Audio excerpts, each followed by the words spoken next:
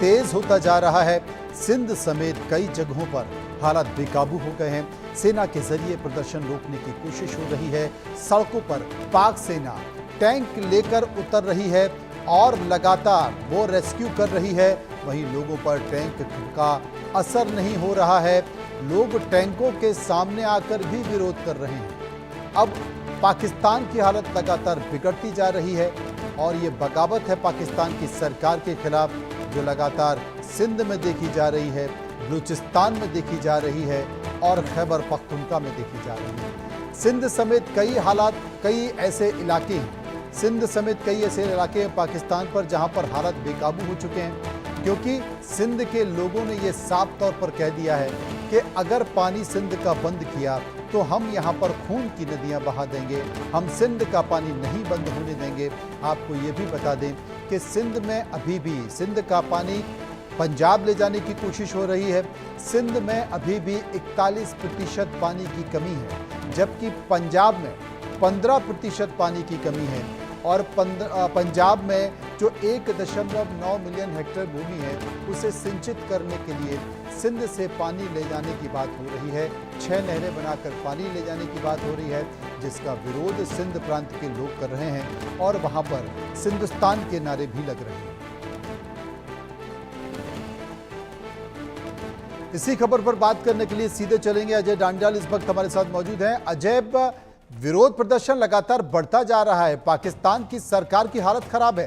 लोग सेना के टैंकों से भी नहीं डर रहे हैं, बल्कि वो सेना के टैंकों के सामने खड़े होकर विरोध जता रहे हैं।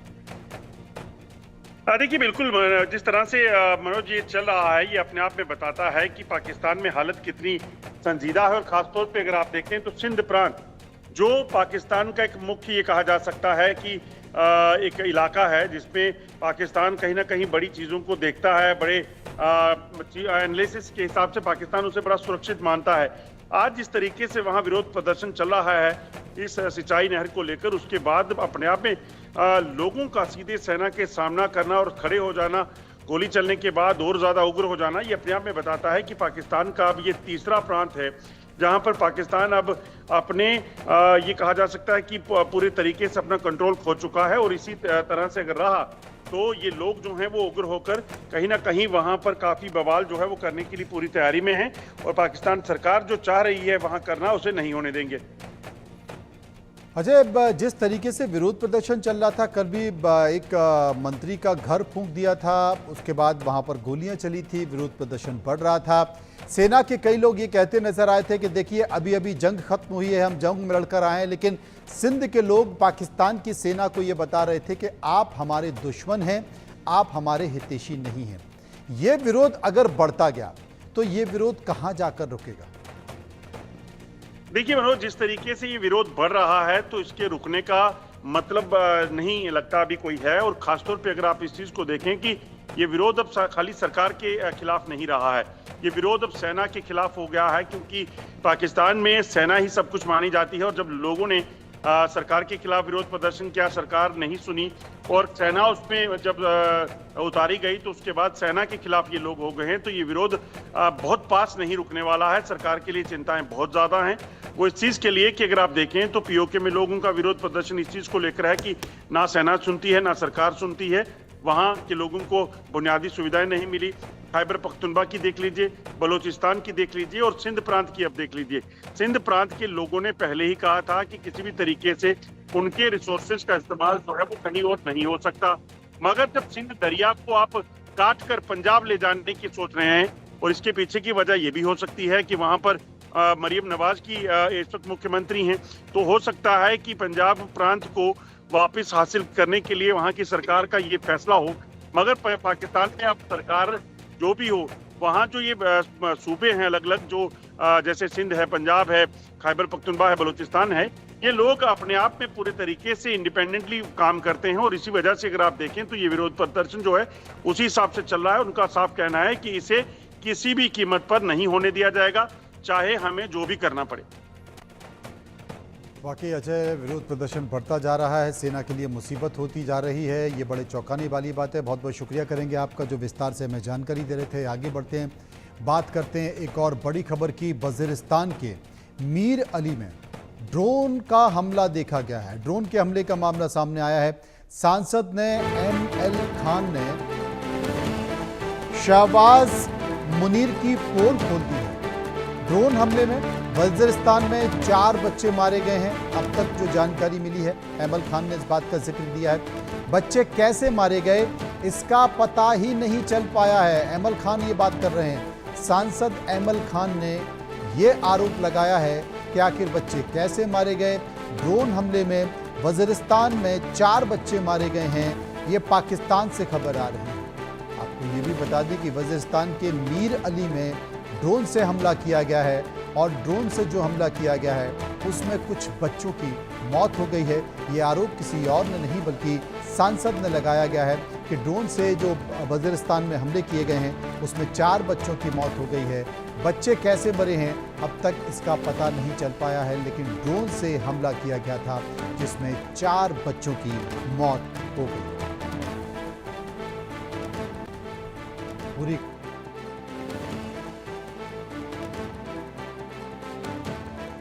तवक्को ये है कि हमारे साथ वज़ीरिस्तान के बच्चों पे भी अगर आज जिस तरह ख़ास आपने ये दिन खुशदार के उन शहीदों के लिए वक़फ़ किया, तो क्या मेरे वज़ीरिस्तान के जो 4 नन्हे मुन्ने बच्चे शहीद हुए हैं, जो आज तक हमें ये भी नहीं पता कि ड्रोन में मरे हैं, बम में मरे हैं, अफ़गानिस्तान वालों ने मारा है, हिंदुस्तान वालों ने मारा है, किसने मारा है, हमें ये भी नहीं पता। तो क्या चेयरमैन साहब अच्छा ना हो कि एक दिन हम इसी तरह उन वज़ीरिस्तान के 4 शोधा को भी वक़फ़ करें और कितना मज़ा आए कि पूरे पाकिस्तान के मेरे भाई, अगर वो पंजाब के हैं, सिंध के हैं, बलूचिस्तान के हैं या पुख्तनख्वा के हैं, वो वज़ीरिस्तान के बच्चों का केस भी उठाएं। अजय जांडेल मेरे साथ मौजूद हैं। अजय, थोड़ा विस्तार से समझाएं कि ML खान जो आरोप लगा रहे थे वो आरोप ये कहाँ लगा रहे थे, ये बच्चे कहाँ मरे थे, कब मरे थे, क्योंकि वो इस बात का जिक्र कर रहे हैं कि इन बच्चों को किसने मारा है। ड्रोन के जरिए इन बच्चों की मौत हुई है, ड्रोन हमले से इन बच्चों की मौत हुई है, लेकिन इन बच्चों को अफगानिस्तान ने मारा है, हिंदुस्तान ने मारा है, कम से कम ये पता नहीं चल पाया। क्या है ये पूरा मामला? मनोज, दरअसल 3 दिन पहले वजीरिस्तान का जो नॉर्थ वजीरिस्तान का इलाका है मीर अली, वहां पर एक धमाका हुआ था। उस धमाके के बाद जब सेना जांच करने लगी तो उसमें अभी तक उन्हें कोई भी सबूत या कोई भी चीज साफ नहीं हो पाया कि हुआ क्या है। सिर्फ वजीरिस्तान में ये जो धमाका हुआ है इसमें ये जो TTP के लोग एक्टिव हैं वहाँ पे खैबर पख्तूनख्वा में, उनके बच्चे जो हैं ये 2 मारे गए हैं, जिसको लेकर ये जो सांसद हैं वो इस चीज का एतराज जता रहे हैं कि इस हमले की ना किसी ने निंदा की और ना ही उन लोगों की सुध ली जिन्होंने अपने बच्चों को खोया है। इसी को लेकर जो है कि विरोध प्रदर्शन, और विरोध प्रदर्शन में ये कहा जा रहा है कि अभी तक क्या संसद या सदन जो है इस चीज को लेकर एक तो उन बच्चों को की आत्मा की शांति के लिए दुआ करे, प्लस इस चीज को लेकर कि आज तक हमारी सेना को इतना भी पता नहीं चल पाया कि वो कैसे हुआ है। इस हमले को सरकार कहीं ना कहीं, क्योंकि इस चीज में देखा जा रहा है कि खैबर पख्तूनख्वा में लंबे समय से पाकिस्तानी सेना जो है अपना मिलिट्री ऑपरेशन चला रही है TTP के खिलाफ। माना यह जा रहा है कि जो हमला हुआ है इसमें TTP के खिलाफ जो ड्रोन का इस्तेमाल कर रही थी पाकिस्तानी सेना, उनसे ये हमला हुआ है और उसमें 2 बच्चे मारे गए हैं। इसी चीज को लेकर सांसद जो हैं वो सवाल उठा रहे हैं कि आखिरकार आज तक पता नहीं चल पाया कि किसने मारा है। और आपको पता है पाकिस्तान में जब भी कोई धमाका हो तो उसमें भारत का नाम जोड़ना उनके लिए एक मजबूरी हो जाती है, और इसी वजह से उन्होंने इस बार भी कहीं ना कहीं कोशिश की है। मगर सच्चाई ये है, जो सूत्र बता रहे हैं कि जो ड्रोन हमला था ये पाकिस्तानी सेना ने किया, और उस ड्रोन हमले में जब धमाका हुआ तो ये 2 बच्चे जो हैं वो चपेट में आए। दरअसल इनका मकसद TTP के इलाके को टारगेट करना था, और ये उसे करने के बजाय, उनको कोई नुकसान पहुंचाने के बजाय एक रिहायशी इलाके में इन्होंने टारगेट किया जिसमें 2 बच्चों की मौत हो गई। अजय बता रहे हैं कि ये पूरा एक मामला है और रिहायशी इलाका है जहाँ पर ये हमला हुआ, 2 बच्चों की मौत हो गई। इस बारे में आपने बड़ी महत्वपूर्ण बात ये बताई है अजय कि किसी ने भी इस बात का ख्याल नहीं लिया, जिनके बच्चे मारे गए हैं उनको कोई मदद नहीं की, उनका कोई पूछने वाला नहीं है। क्या इस पूरे मामले को लेकर पाकिस्तान सरकार की एक मुसीबत यहाँ भी पड़ सकती है, जिस तरीके से कहा कि सरकार ने उनको उन्हीं के हाल पर छोड़ दिया? मनोज, एक बार सवाल दोहराइएगा। अजय, क्या आपको लगता है कि सरकार ने इस घटना में भी इन लोगों को, पीड़ित लोगों को उन्हीं के हाल पर छोड़ दिया है? देखिए, बिल्कुल। दरअसल होता क्या है मनोज, जब पाकिस्तानी मिलिट्री ऑपरेशन कर रही है, जैसे खैबर पख्तूनख्वा में उनका ऑपरेशन चल रहा है, इसी तरह से इनका ऑपरेशन जो चल रहा है वो चल रहा है बलूचिस्तान में। जब सेना को नुकसान होता है तो ये विक्टिमाइज करने की कोशिश करते हैं उसको, उसके बारे में कुछ जांच जो है वो नहीं बताते। और जब सेना ऑपरेशन करती है और उसमें वे मासूम लोग मारे जाते हैं, तब सेना चुप्पी ठान लेती है, उसकी कोई जांच नहीं होती। यही वजह है कि इस हमले में भी जब ये हमला हुआ, इसमें जब नुकसान हुआ, तो उस नुकसान के बाद बजाय उस चीज को एड्रेस करने के, बजाय उस मसले पर कुछ बोलने के, चुप्पी साध रखी है। और इसी वजह से संसद में इस चीज को जो है उठाया गया एक सांसद द्वारा।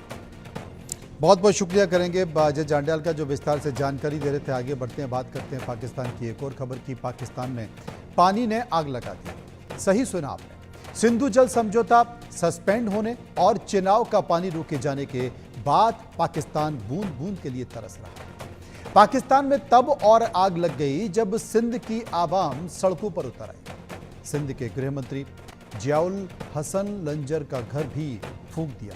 एक रिपोर्ट देखिए।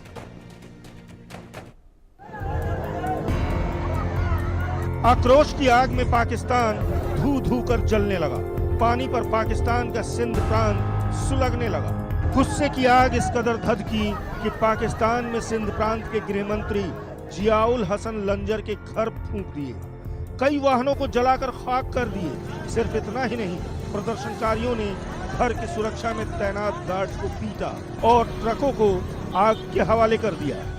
आप तस्वीरों में देख सकते हैं कि पाकिस्तान के खिलाफ सिंध की आवाम ने कैसे मोर्चा खोल दिया, कैसे पाकिस्तान के हुक्मरानों के खिलाफ आर पार का मन बना लिया। सिंध में ये भारी बवाल और खून खराबा पानी को लेकर हुआ। दरअसल पाकिस्तान सरकार की योजना सिंध नदी पर नहर बनाने की है। इससे सिंध प्रांत के लोग नाराज हैं।